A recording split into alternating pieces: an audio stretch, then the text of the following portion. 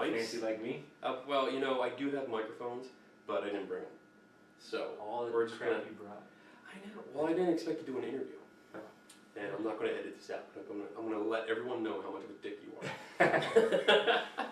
All right, so guys, we are here with Chris Webber. You like Chris Webber or C-Webb? Hey, C-Webb's fine. Yeah, C-Webb, like an ice pick rapper. I like the basketball player. Yeah, oh, okay. For all you sports people out I there, have no idea. famous basketball player. I don't watch sports.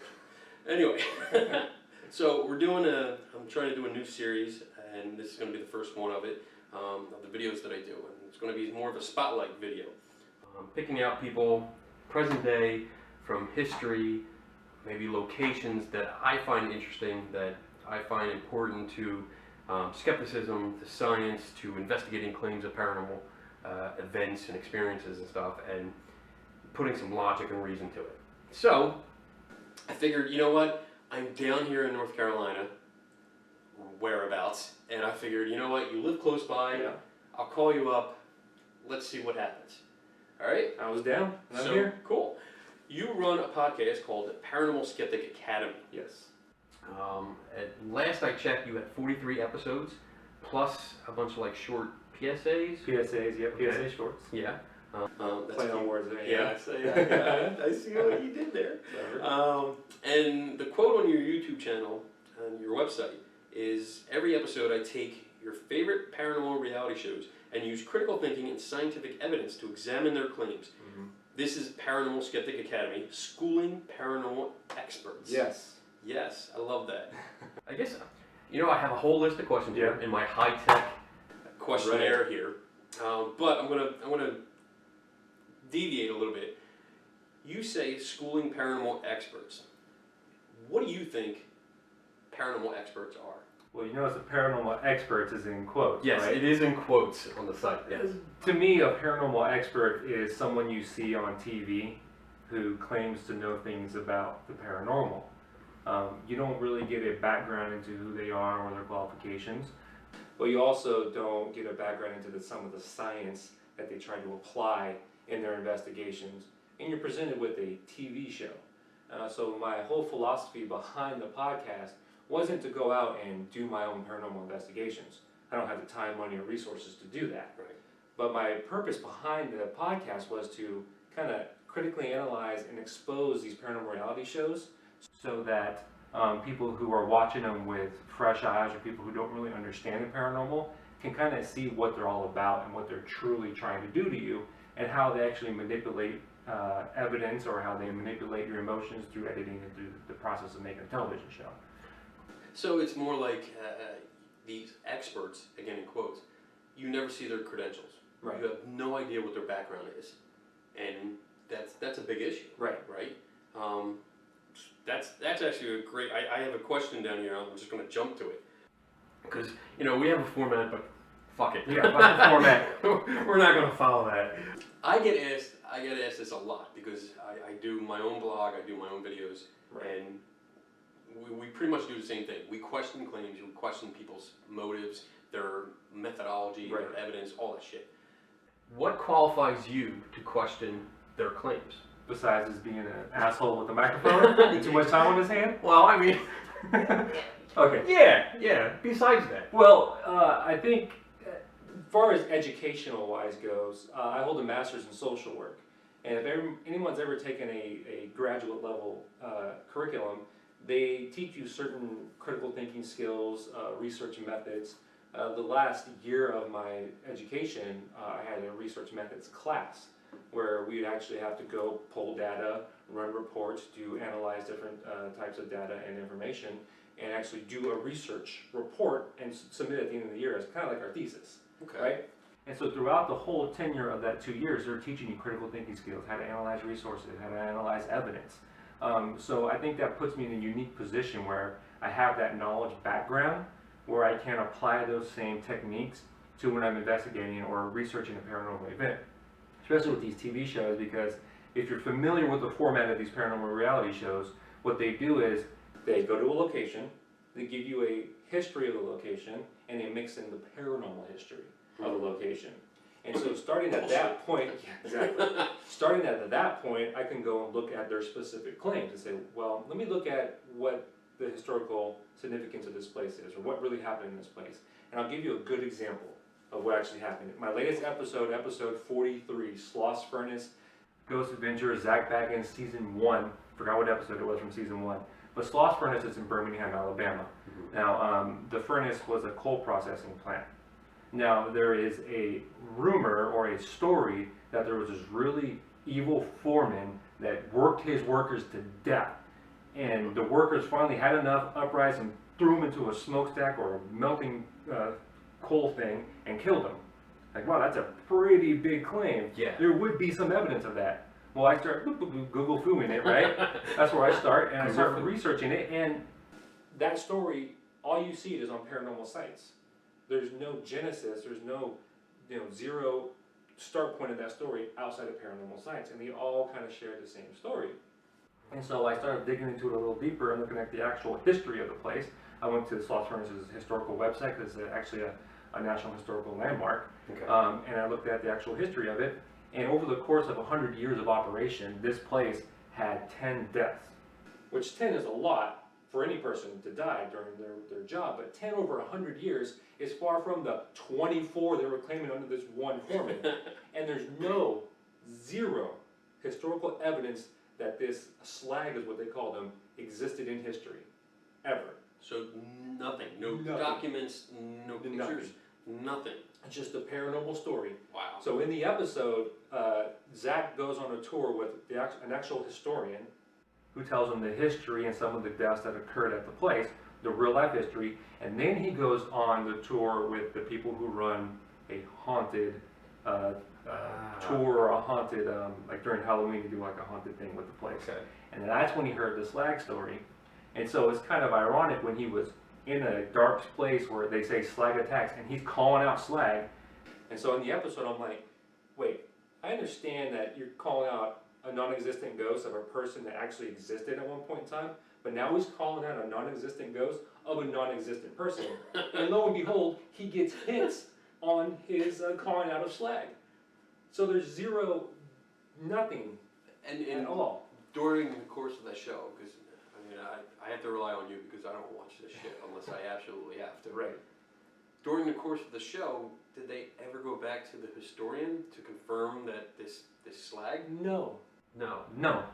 They do the little history brief, they go do the investigation, and they go analyze their evidence. What they call evidence. Yeah. What we call anomalies or bullshit. Bullshit, pretty much. You just can't quite explain, but it's not supernatural. But never do they go back. Wow. Right? So then you'll get comments from people who are like, oh, you need to go on investigation, you need to do this, that, and the other. I'm like, well, I can sit here in the comfort of my house and analyze what these guys are doing and point out where they're wrong. Right. So that's why I think the service of my podcast is actually doing it. There is. I agree that sometimes you need to go to the site, but you don't always have to go to the site. Right. I mean, I do that a lot too. Right. I can sit at home in my home office and do enough research to figure out, I can track down leads and documents and statements or whatever I need and figure out what's going on. And I mean, that's good. That is good science. That is good research when you can find out all the documents and back up your claims with the research. Right.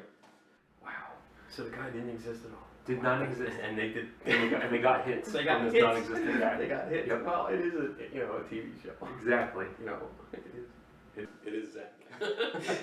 So, all right. So now that we really we dove right into it. Let's backtrack a little bit for anybody that doesn't know who you are. Why don't you tell me a little bit about yourself, and then how did the idea of Paranormal Skeptic Academy came about? Okay. Well, I've been doing this show since 2014 on a quasi-regular basis. Every couple months I would do an episode because I was running another podcast at the time. And the idea initially behind this show was to focus on one paranormal reality show, which is Paranormal State. And so my first 3 episodes are actually primers on paranormal skepticism, which takes you into what to look for during these shows, how they can manipulate evidence, pareidolia, all that cool scientific stuff. And then I actually got into reviewing the episodes. Well, doing it as infrequently as I was doing it, I was never going to do anything else besides Paranormal State. Right. So the first couple episodes of my show are Paranormal State, then I jumped to Ghost Adventures, and now they still make this crap, new stuff, to this day that I'll never keep up, even if I do it every day of the week. There's just too many shows. Right. And so the whole idea was kind of, like I said, was to put a critical eye on paranormal reality shows. Now, I wish I would claim credit for the idea of doing this.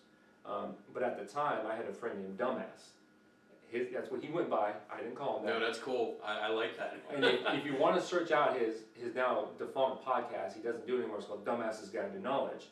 And what he would do, he would look at ancient alien shows. Okay. And he would kind of do the same format that I was doing, but a little bit different, you know, but it was kind of similar.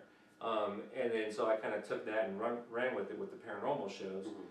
And then there's a little bit of MST3K in there, you know, it's Awesome. a staple of my childhood watching that, Yeah. my teenage Classic. years. Classic. And so I take that and mix it with the paranormal, and then I get Paranormal Skeptic Academy. And I picked Paranormal Skeptic Academy because, one, I feel like I'm schooling paranormal experts, so you're coming to class, you're coming to PSA, and PSA. This is your monthly PSA on paranormal shows. So. That's good. I like that. Were you always a skeptic? No. Okay. No. Tell me, what did you believe in? And then, follow-up question, what started turning you to the side of the skeptic? I was a believer in the paranormal. Okay. I wholeheartedly believed in ghosts, demons, spirits, poltergeists, whatever you want to call them. I believed in it. And I would watch these shows non-ironically. I would actually watch these shows with my wife, and we would actually kind of get into them. And they would present some stuff back then. I was like, that's pretty solid evidence, because back in the early days of these shows, they would kind of mix in a little bit of science. And like, take Ghost Hunters, for example. They said, well, 90% of the places we investigate aren't haunted, but that 10%, right? There's the hook. There's the hook. So you're like, oh, these guys seem legit. You know, like, oh, they're actually trying to do this. Right. And then I kind of started to slip and read more science stuff. And then I kind of went to school, to grad school, and they kind of introduced me to the more critical thinking side of things. And once that ball started rolling, there was no going back for C-Webb. I hear you. Yeah. You also have, because I was kind of the same way. I had a ghost hunting team. I went out on this stuff. I thought this stuff was real, and I followed some of the shows. I followed Ghost Hunters when it started. Yeah. And it was always that, like, once in a while they throw in that, oh, we debunked this. Right. Exactly. You know, and it was like, oh my God. Yeah. They actually said this wasn't real. Right. Holy shit. And you thought better of them. And then, you start reading more and learning more, and you're like, Yeah, I was an idiot. Well, I think that puts me in a unique position, because I was in those shoes of the people who watch these shows, right? Right. So I accepted what they put forth as legitimate. So I can empathize with people who are kind of going through that deconversion process, so to speak. Yeah. And so it gives me a unique perspective on these shows, because I used to be there, I used to believe them, but now that I don't, I can see where the spin is and where the manipulation is. Right. And even when you have arguments or debates, with people that are still fans of these shows or on the side of like the full-blown believers, a lot of times I get that argument that, well, you're just a skeptic. Yeah. And it's not. We're not just skeptics. We were on that side. Right. We were on the other side. We saw everything from that perspective, from that viewpoint, in that viewfinder. And now we learned more. We've come over, and it wasn't just we jumped over a wall or something. Right. It was a gradual. Oh yeah, it's not an instant thing. No. You know, it's a slow deconversion, and you're weighing evidence, and you're thinking, and finally, eventually, it just kind of hits you like, why do we even believe in this crap anymore? Right. With all the work you do, I mean, you've got 43 episodes, and then all these PSAs. I don't even know how many PSAs you have. A lot. Yeah. I mean, I listen to everything. I've listened to every episode that you put out because I like it. That's cool. I did your rap. I thought it was corny in the beginning, and now I sing along. So you got me. Got him. Bastard. Do you get any negative feedback on what you do? Negative feedback comes in spurts. Okay. And it mostly comes on the YouTube channel. Now, I'm in a constant battle with YouTube over copyright claims, and they're very, very towards the content producer. So if I'm borrowing clips of shows, anything more than 10 seconds, they're going to hit you with a copyright, Right. and they're going to take down your video.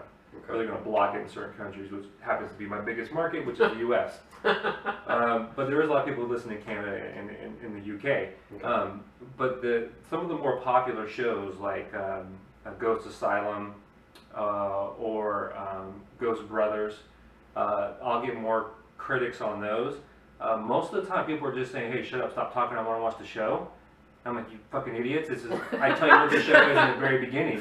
Kenny sings along with it. It's right there. It's right there. It's in the freaking description. So they don't realize that you're not the show. Right, because you go on YouTube, you can find Yeah, you the can find full shows, right? that's what I do. I mean, Right. when we did the one Paranormal Lockdown. Yeah, when Yeah. we did the commentary on that, I looked it up beforehand. Right. Just so I could see it, and then, yeah, you get it on YouTube, and it's it's not full screen because I Right. don't know why. Because I don't it's know- the way the yeah, algorithm works, it's Yeah. whatever. I've tried doing many different things with that. It doesn't it work doesn't work. every time. But so that's some of the main criticism. I respond to everybody, but then there's every once in a while where either I'm going to hell because I don't believe in demons, or I'll find out one day that demons are real, and I say, okay, I'm waiting. Okay. Or people will say like, oh, you need to go, why don't you get out of your room and go on a real investigation? I'm like, well, that's not the show. The show is analyzing paranormal reality shows. Yes. So again, that's my comeback. Or people will say that, well, if you experienced what I experienced, then you would be a believer. Now, the way I approach it is like, I don't discount your experience. I believe you experienced something, but it's going to take a lot for me to believe what you experienced was some supernatural force that we have no scientific basis for. That's on you to try to prove that to me. I don't have to disprove what you experienced, but if you think you've experienced some supernatural force, you better provide some pretty damn good evidence for that. Amen. Let's see. This is a good one. And I get asked. Says the guy who wrote the questions. Yes, yes. My question. This is a damn damn good question. good. It's a damn fine question right here. Do you think paranormal reality TV shows do harm to the public? Do harm to the public? See, I have mixed emotions about this. Okay. Because do I think paranormal reality shows are going to make a believer out of a non-believer in paranormal? No. I think they're kind of catering to their audience. Mm-hmm. I think there's a market for it, and people are going to watch it regardless, because if they didn't, they wouldn't keep making them. And believe you me, they make them all the freaking time. And so, I don't think it's doing harm. But I do have an issue with people who I know are being taken advantage of on the shows. Okay. And I've done an interview with a couple people who've been on those shows. One from a host perspective, John Tenney, where he claims to be a skeptic, which I've yet to see evidence of that, John, if you're watching this. And one were from a person who was actually a client on the show. Okay. And Jill, she was on a Haunted Collector episode Yes. with I John remember. Zaffis. Yes. We can go into a whole other episode on John Zaffis. But I can tell some people are being manipulated, and it was evident in the paranormal stage shows.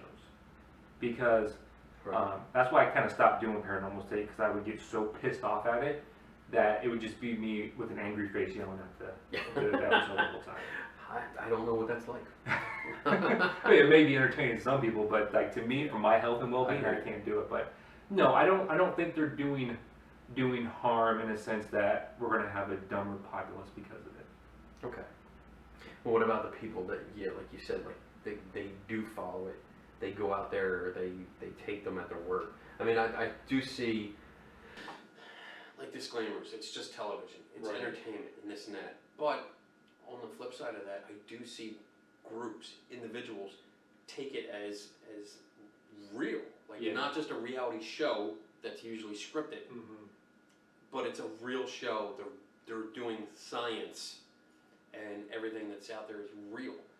So I guess my concern would be more the believers that watch it and then take it at its word.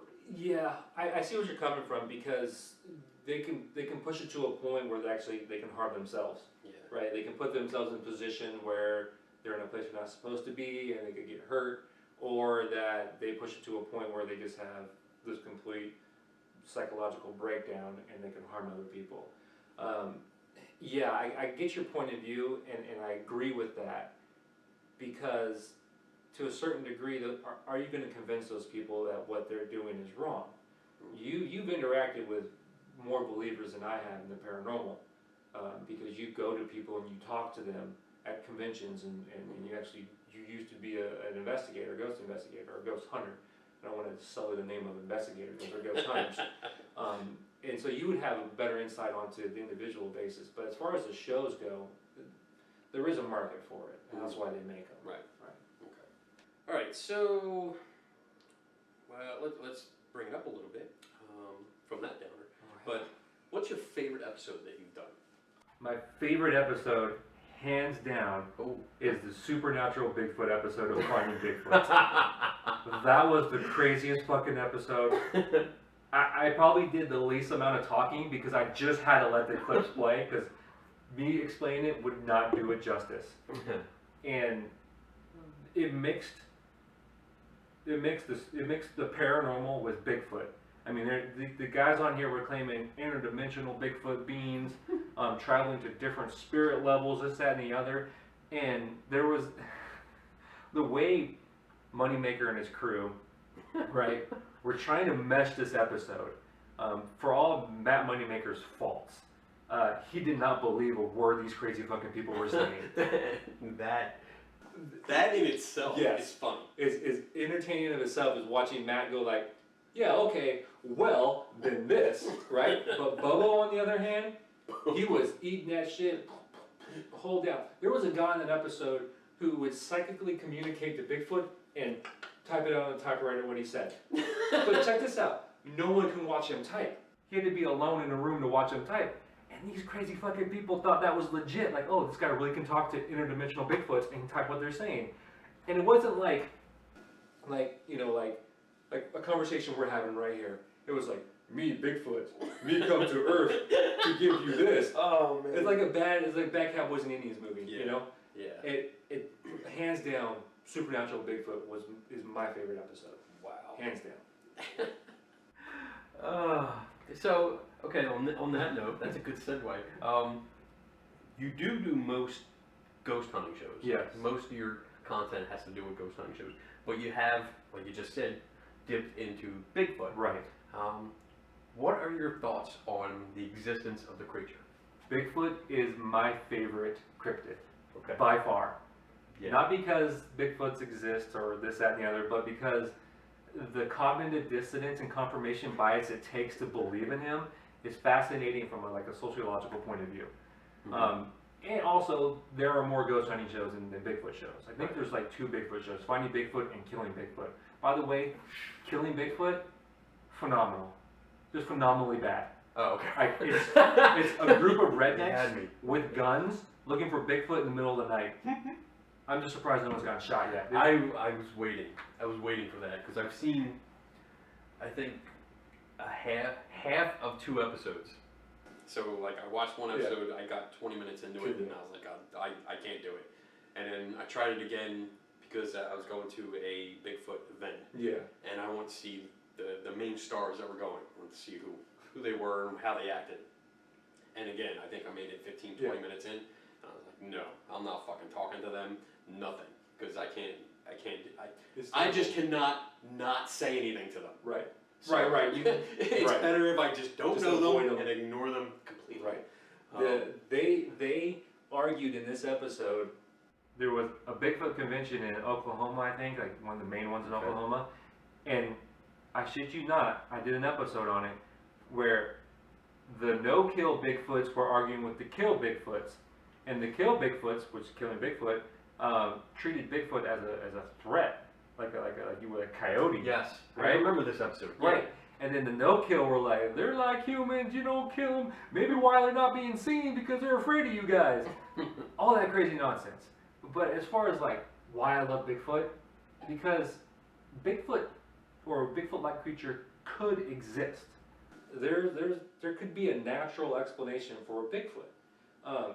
There could be some hominid species that we haven't discovered in some remote forest that maybe we'll just discover one day and see it's like a mix between an ape and a hominid.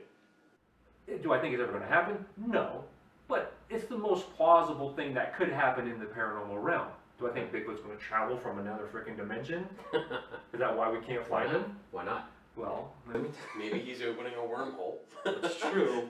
with a wormhole generator, and just opens it up, steps through. Comes through with his magic crystal. Yes. Yes. Lets him communicate. And then fights the $6 million man. Do you remember that episode? No. A friend of mine, Sharon Hill, tracked down like some of the earliest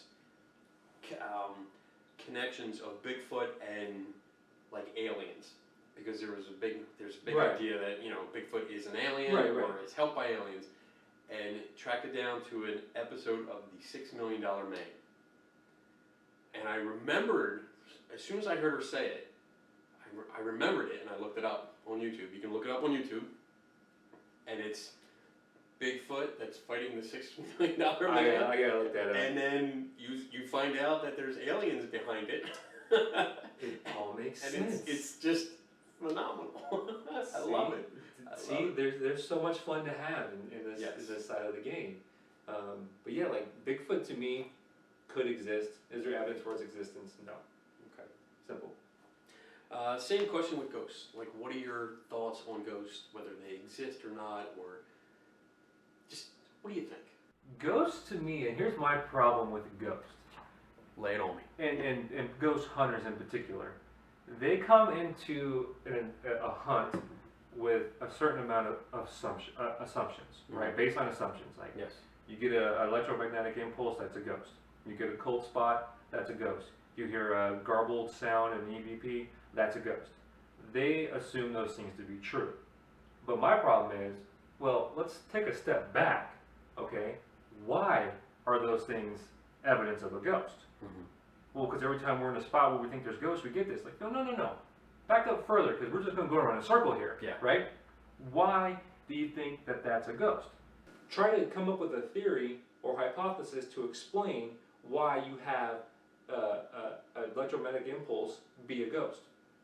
They can't do it because they're piggybacking off things that come before them where people assume this is what a ghost is. That's kind of my problem with reality shows, is because you have to assume these certain things. Now, for ghosts to exist, you gotta satisfy all these different variables to even begin to even think about a ghost existing. And to me, that has not been proven.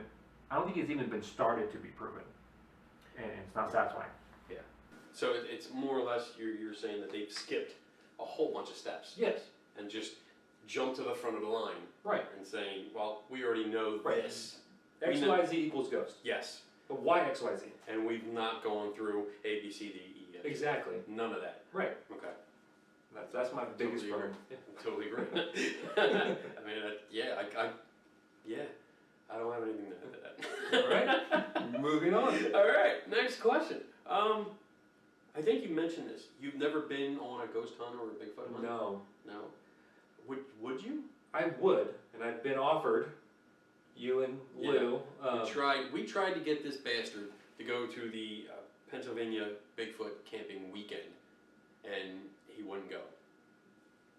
Married with kids, no money. That's my excuse. But yeah, we tried to get you to the Bigfoot hunt. You wouldn't come out because you're a dick. And but you've been offered to go on like ghost hunts. Okay, so I haven't been offered.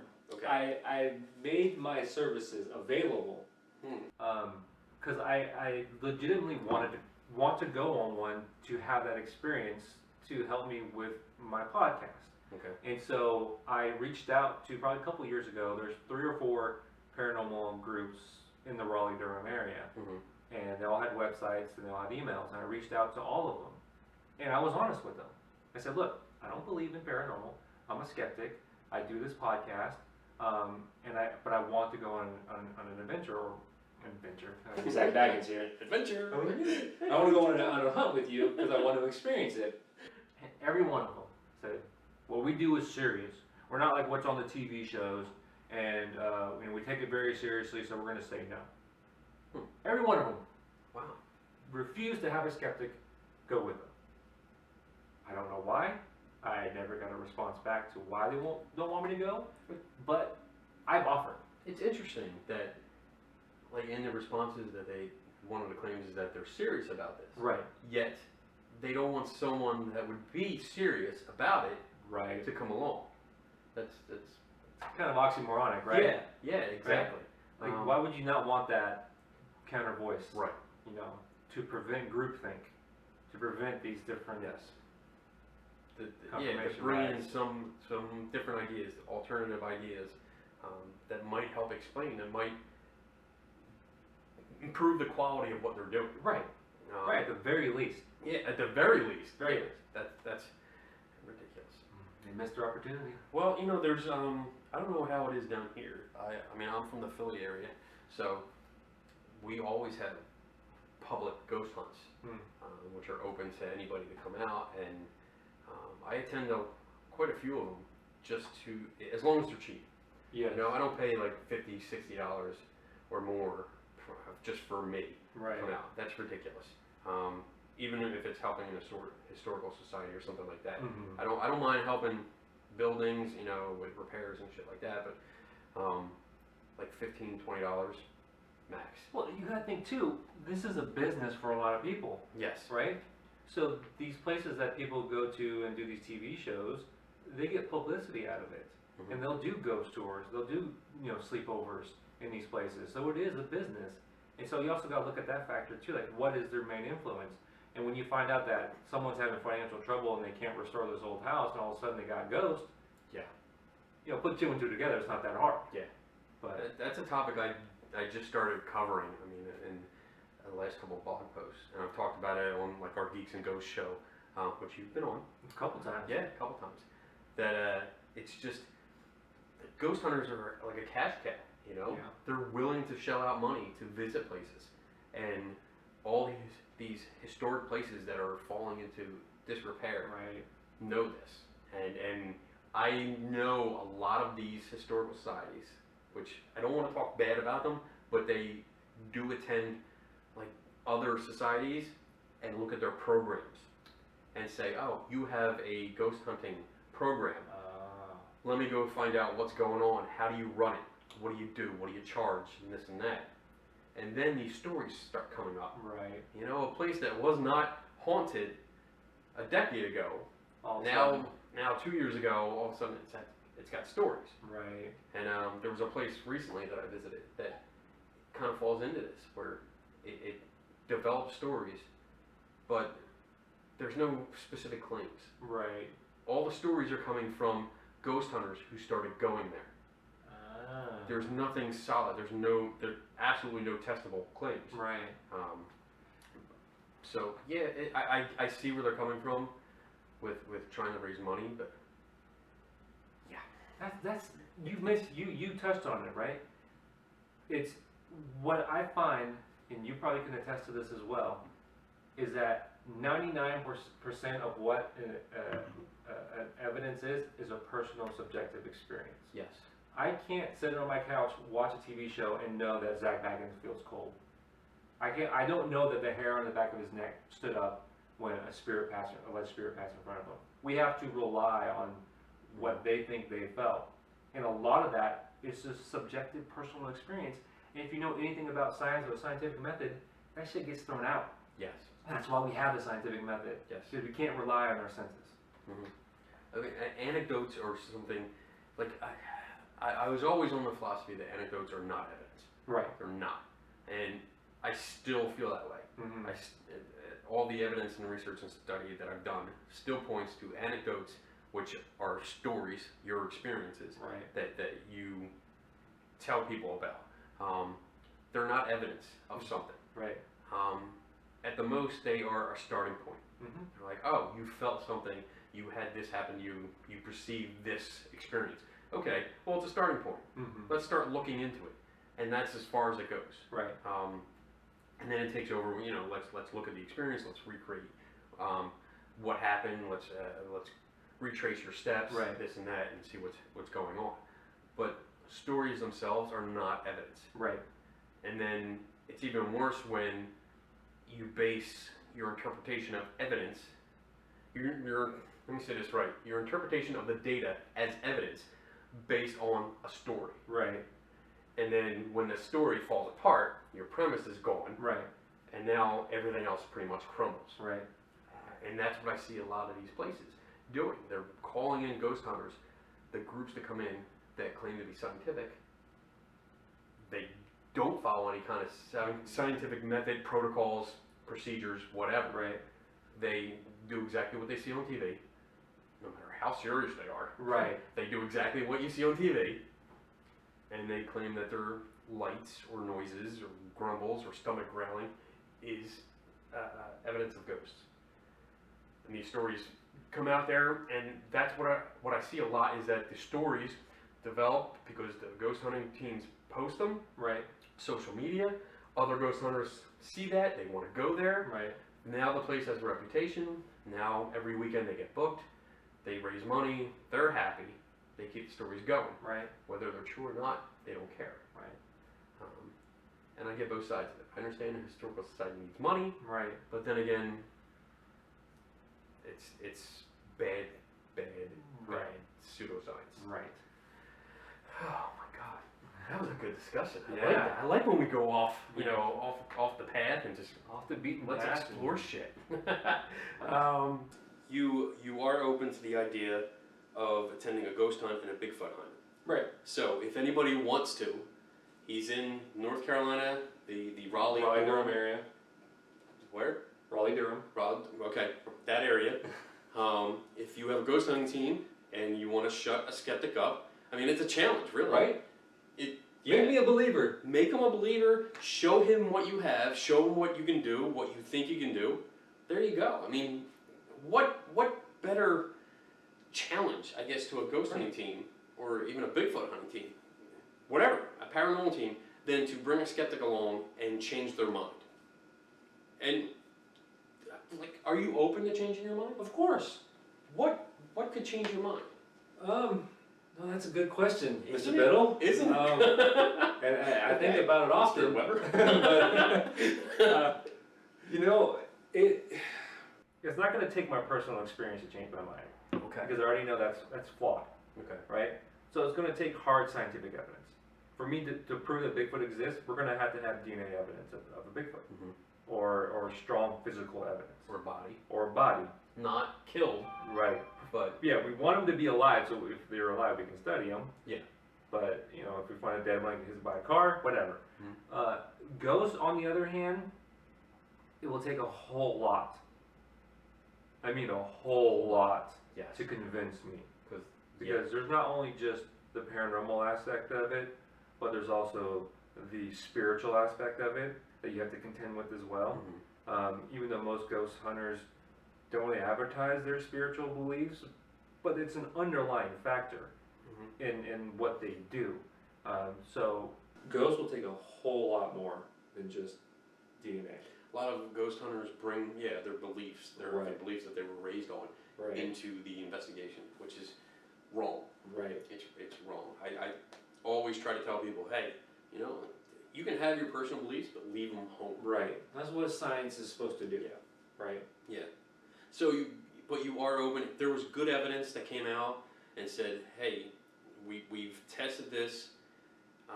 We found it to be a DNA of a bipedal hominid, because they like saying that. Right.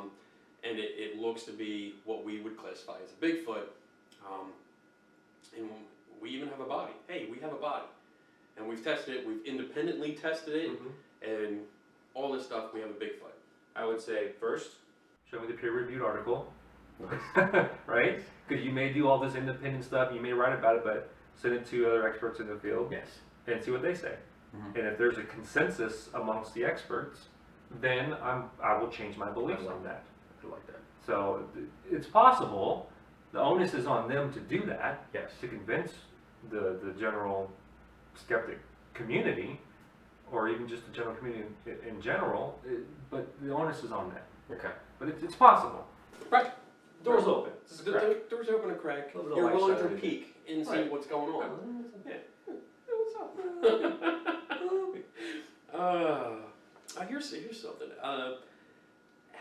Because it's always a good question because I Because wrote you wrote them all. Have you ever gotten information wrong on your show? No. No. Wow. I don't know if that was a strict like fuck you. I do my research kind of no, or yes I have, but I'm gonna say no. Okay, so let me ask a clarifying question. Sure. Have I gotten some technical detail about a place or a scientific terminology wrong? Yes, that happens. Okay, I'm going more for. I will clarify my Okay. question. I'm going more for like your conclusion, or like when somebody on the show says, "Well, this is evidence, and or this history," and you've looked it up but found a different conclusion. Has your conclusion of something ever been wrong on the show? No. No. And why do you think that is? Because I actually do my research, Oh right? my goodness. I know how to do that. I have the skills and training to do that. Okay. And again, which majority of this conversation has been about, The evidence they present is just not good enough. Right. Right? So have I ever been wrong? To some people, I'm wrong every episode because I don't believe the conclusions they come to. Yes. So depends on who you ask. If you ask me, no, I'm never wrong. Of all the locations mm-hmm. that you've talked about in your show, where would you like to visit the most? Now, I don't have a specific location I would want to visit. I have a specific group I would want to go with. Oh, really? Of a celebrity I'd want to go with. Oh my! And you could probably guess who it is. Oh my God! The Ed Hardy wearing, Mr. Aggressive, alpha male, Zach Baggins. Zach Baggins. That's right. Why? Explain why. I think it would be the most entertaining, right? I think I'll be watching him more than I'd be watching the ghost. But there's also a danger aspect there because I may go to blows with Zach Baggins. You think so? Because he's so far up his own ass, right? He is so far up his own ass that I don't even think he would get that way, either be making fun of him or contradicting him. And if he did, I think he would get aggressive and try to get in my face. Which, that's fine. You can do that in Mr. Zach Baggins and Ed Hardy t-shirts. But for like a team, anywhere Zach goes, I'll go with him. Okay. Hear that, Zach? You probably don't watch him. No, all right. So in your quote on your website and on your show, you say you use critical thinking and scientific evidence to examine claims. Right. How important? Well, first, what does critical thinking mean to you? Like, what do you mean by critical thinking, and how important is that in your investigations? I think critical thinking is important not only in investigations but in your day-to-day life. Right? I think critical thinking is a tool you can use to avoid being taken advantage of. And by that I mean that don't just assume someone's being honest with you or telling you the truth, or don't assume that what someone tells you is the truth. Look it up on your own, right? Take what they said as a claim and examine it from an outside perspective. Like, if I didn't believe in the paranormal, what would this look like? Right? And then take it piece by piece. Critical thinking is thinking critically. I hate to use the definition of the word in the definition, but it is thinking critically about claims. So like when you go to buy a car, don't believe everything the car salesman tells you, because he's trying to sell you a car. Right. So you got to think critically and go examine the claims for yourself. And that's the most important aspect of any investigation of the paranormal. Period. There you go. I'm good And with it. there are there are classes, People. or there's books on teaching you how to use critical thinking skills. You don't have to go to a 4-year college to learn them. The resources are there for you, so please look them up. Yeah. That's my PSA. Oh, there you go. We got an official PSA on I Am Kenny Biddle. That's right. Nice. But you're right. I mean, there's dozens of websites that are run by institutions that are based on critical thinking. Legitimate Some- institutions. Yes. Right. Not your ghost hunting or paranormal themed websites. Right. You go to educational sites that talk about and really get in depth with critical thinking Right. and what it's for, what it's used for, why we do it. And you learn so much. You really change your outlook on everything. Right. Your perspective of life is changed when you start thinking critically. Right. I think another good thing to do too is learn the logical fallacies. Yes. Learn their nuance and their mechanics and what makes this a certain, what makes this an ad hominem, what makes this a post hoc ergo propter hoc fallacy. Learn that stuff, because once you learn those fallacies, you'll start to see people make them, especially when these paranormal reality shows, and they'll make more sense to you. So those two things, critical thinking and learn your logical fallacies. And you also rethink your own arguments, Yes. because I think that was the biggest realization that I had when I started learning the logical fallacies, and I would pick them out for other people. Right. Oh, you're doing an ad hominem. You're doing this. You're doing that. You're a straw man. Right. Red herring. You're doing all these fallacies, and in the beginning I didn't realize I was doing them. Right. And then I would look at my arguments and look at discussions I had later that night as I was drinking like 3 or 4 beers, Right. and realize like, oh my God, I was an asshole. Right. Because I was using the same fallacies they were. So I think that was more of a education for me, because Right. it sank in more what these fallacies were about, Right. and how easy it is to commit them. It's not just so much as pointing out that so and so made this type of fallacy. It's like, okay, you made this fallacy, so let's examine why you made that.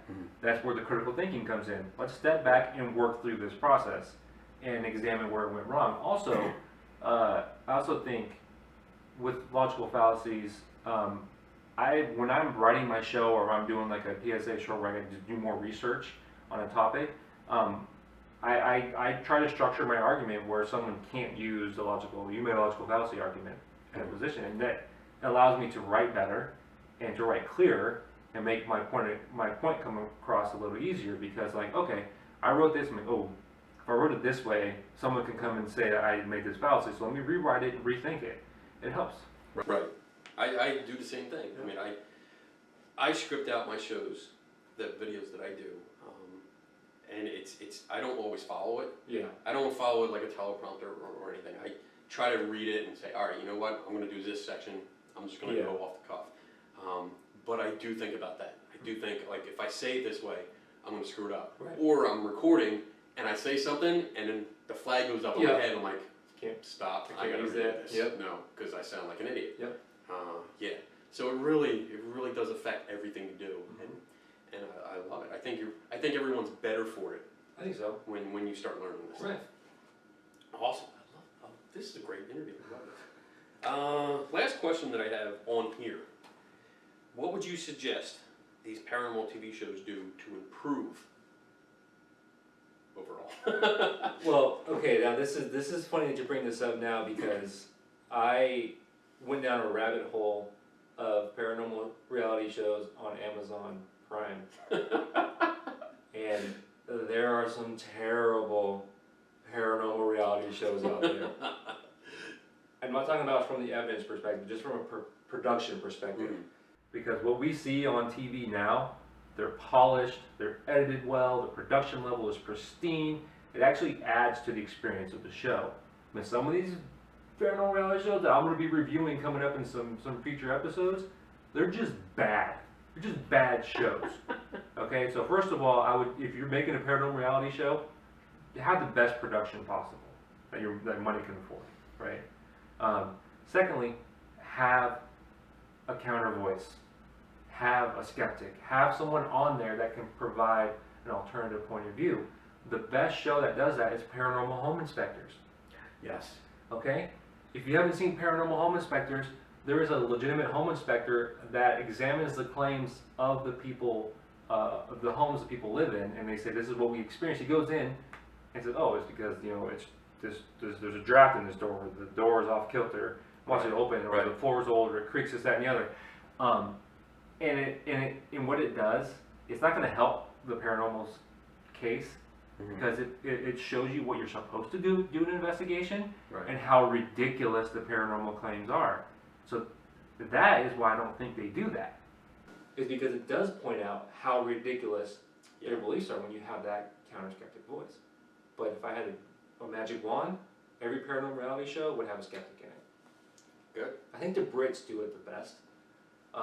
Most Haunted is probably the ghost hunters of the British paranormal reality shows, and they have skeptics on the show, or they call them parapsychologists, to kind of analyze the claims that were made during an episode. So they kind of give you a quasi-skeptical point of view. Yeah. Not quite what I would like, But it's better than nothing. Not a high caliber. Right. But. Right, because they do the ghost hunter gimmick where it's like, oh, it could be this, or we'll leave the door open for it to be paranormal. Okay. Right? Yeah. So it's better than nothing. Cool. All right, so that's it for me. Okay. I don't have any more questions, unless you got something. I would just say, if you're a fan of the show, fan of I Am Kenny Biddle, I think you'll like my show. Yes. my show's a lot more polished and scripted. Just because I'm set up in a hotel room with 2 cameras, no microphone, I'm using lights from the bedroom to light up everything here. Just because I'm just saying. this is not polished. I'm just saying you can work magic in post production. We don't know. Hopefully, we'll Right, see. Starlight. Yeah. We'll see how this goes. But I think you would like the show that I do. I enjoy doing it. Mm-hmm. As soon as I stop enjoying it, I'll stop the show. It's a labor of love. Mm-hmm. You and I both know we don't make money off of this. Right. We do it for the love of it. And I think that's what makes our show so unique, is because we actually enjoy what we do, and it shows in the product we put out. Yeah. I mean, my videos aren't high quality. I do it off of webcams. Right. I do it off of different video cameras and stuff. But yeah, you're right. I do it because I love it. I want to get information out there. I want to help people understand things better. Right. And once in a while, I do want to vent and really rant on some jackass that's promoting pseudoscientific bullshit. Yep. But yeah, I agree. If anybody's watching, please go visit Paranormal Skeptic Academy. Where can they find you? ParanormalSkepticAcademy.com is the website. I'm proud of my website. I built it myself and did all the graphics on it. I think it's a really nice looking website. You can go to youtube.com/pskepticacademy For the YouTube channels. You said P. I thought Paranormal Skeptic Academy would be too long. I wanted to do PSA, but that's already So you taken. did P. So I did P, Skeptic You Academy. thought that would be better. Sure. Sure. Okay. Anyways, Facebook. /Paranormal Skeptic Academy, and for you people who want to contribute financially, patreon.com/PSA, where not only do you get members only bonus episodes every month, you also get early access to the monthly episodes when I'm done editing them and releasing them. So Very nice. it's a great deal. What do you got coming up?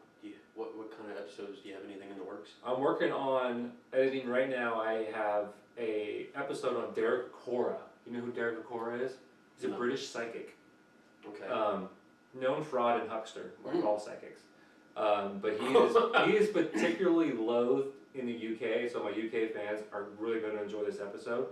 Because he had a short run series in the UK where he would travel around different towns in England and do what he called doorstep psychic readings, where he would pull in a big old bus, people would come on and tell them their paranormal experiences, and he would go to those people's houses, and then he would use his psychic abilities to explain those paranormal experiences. Not even seeing the fact that they just told him everything he needs to know to do a psychic reading. So I think the UK fans are going to like that. I started a new series called Profiles in the Paranormal. Yes. Where I'll take different people from history and different events from history involved in the paranormal and do an episode on those. That's probably where I got my idea for doing this. I totally ripped off you. Well, I'm sure I ripped it off somebody else. That's how this stuff Then works. I don't feel so Don't bad. feel so bad. And then I have a PSA short coming out in a couple days Where by the time you're watching this is July 15th, it'll be out on the R101 airship crash and the psychic Elaine Garrett. Oh. The profiles in the paranormal episode I did on Elaine Garrett, I actually go into details about her most famous hit, which was the R101 airship crash, Okay. which is when I just finished that one. That sounds Yeah. interesting. Yeah. And I'm gonna come back around because I have another question based off of what you said. Oh, okay. So we just talked about what you have coming up, Yeah. and psychics were mentioned, and you made a comment about how they're all frauds. Right. Yes. I don't know why you're looking like that. Okay, I was gonna say. My mom was a psychic. Explain that. Explain your perspective. You Okay. think all psychics are frauds? Okay, so to me, there's different levels. Fraud, right? There's the people who go out and know wholeheartedly they're deceiving people and are just out to get people's money. I would say like the John Edwards and the Chip Coffees of the world. Yeah.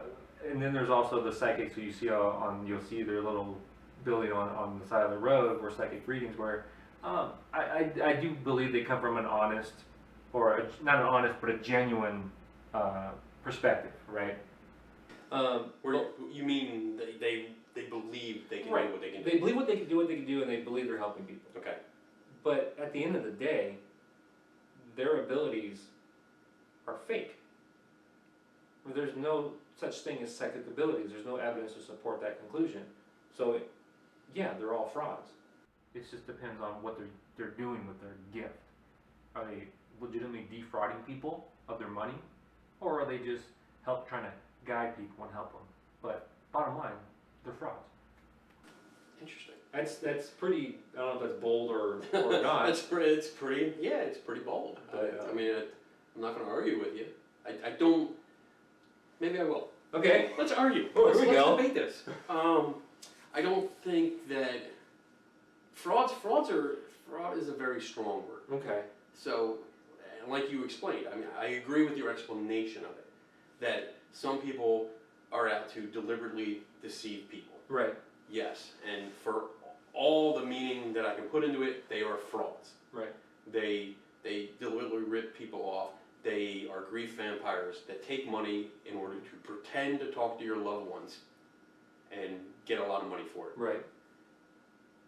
The people that really believe that they have psychic powers, I don't know if you can classify them as frauds because they're not. Fraud isn't that a deliberate action?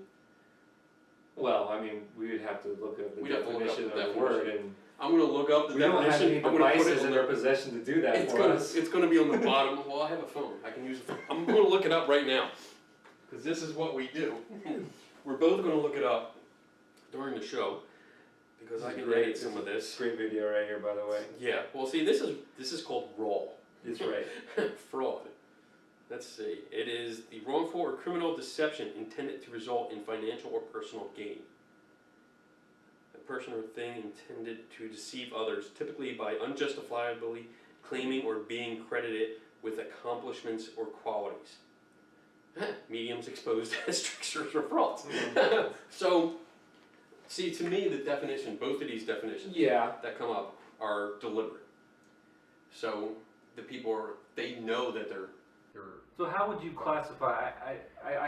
Okay, I agree with what you're saying, and if we're gonna stick strictly to the definition of the word fraud, then yes, it will have to involve a deliberate deception on the part of the person doing the act to classify them as a fraud.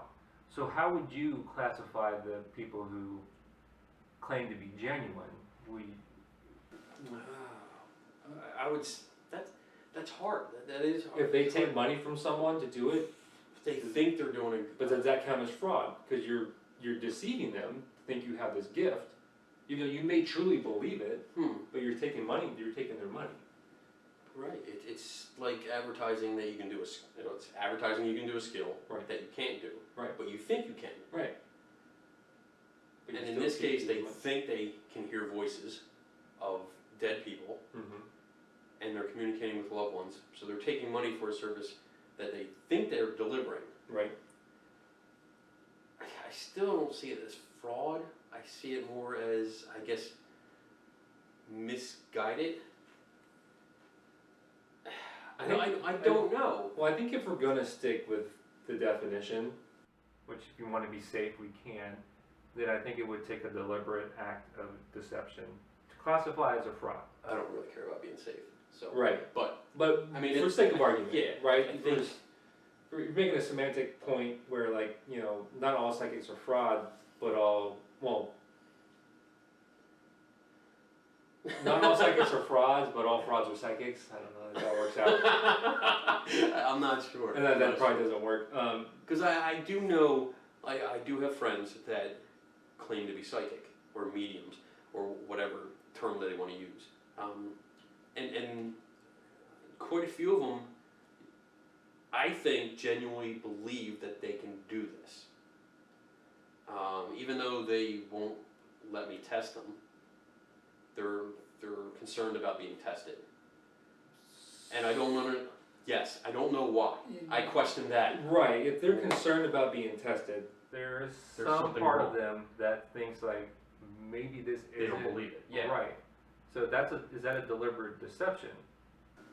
here, I'm gonna go meta on you. Ooh. Can you defraud yourself? Can you deceive yourself so Yes. much that you believe you have this, but we know it's not real, so you're kind of defrauding yourself. I think that's absolutely what you're So doing. I'm right. I mean, look at this. Look at all the ghost hunting shows. Right. Look at all the ghost hunting conventions, Bigfoot hunts, conventions, hunts, or whatever they do, Mm-hmm. based on the evidence that they can, or the pseudo-scientific crap that they keep putting out. Right. Yes, they're all deceiving themselves. Right. They don't know it though. They're not aware that they're deceiving themselves. Right. I would think in the court of law, if we were to take this to court. It would have to be some financial deception involved. And you and I both know there's been cases of where psychics Oh, have been defrauded people of hundreds of thousands of dollars, Yeah. right? Yeah. Yeah, so definitionally I think we'll stick with, Yeah, it would have to be. It's a good question though. Yeah, we'll have to look into it. I gotta talk to smarter people than us. Definitely smarter than me. I mean, there's gotta be somebody out there that has an answer to Right. that because I don't. Talk to a lawyer, maybe. Yeah, I don't know how to classify that. Right. Because I'm kind of with you. I don't believe psychics exist. I Right. don't think that ability exists at all. why don't we leave it with the audience? Why?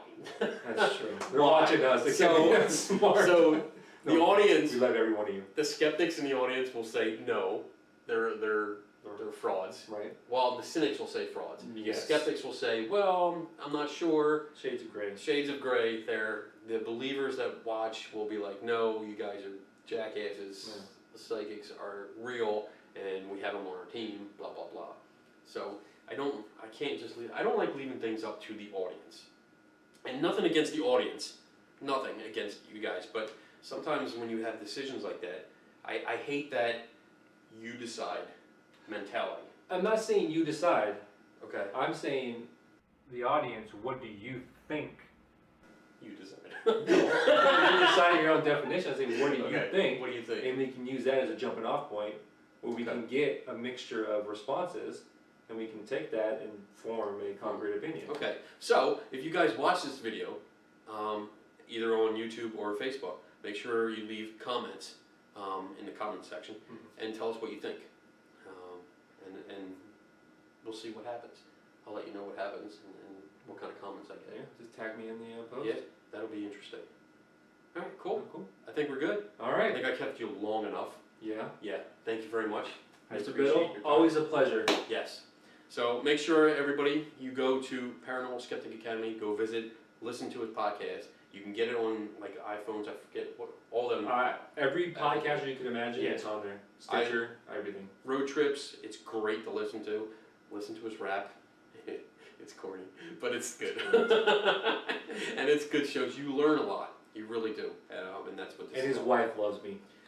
about. Whatever. All right. There you go.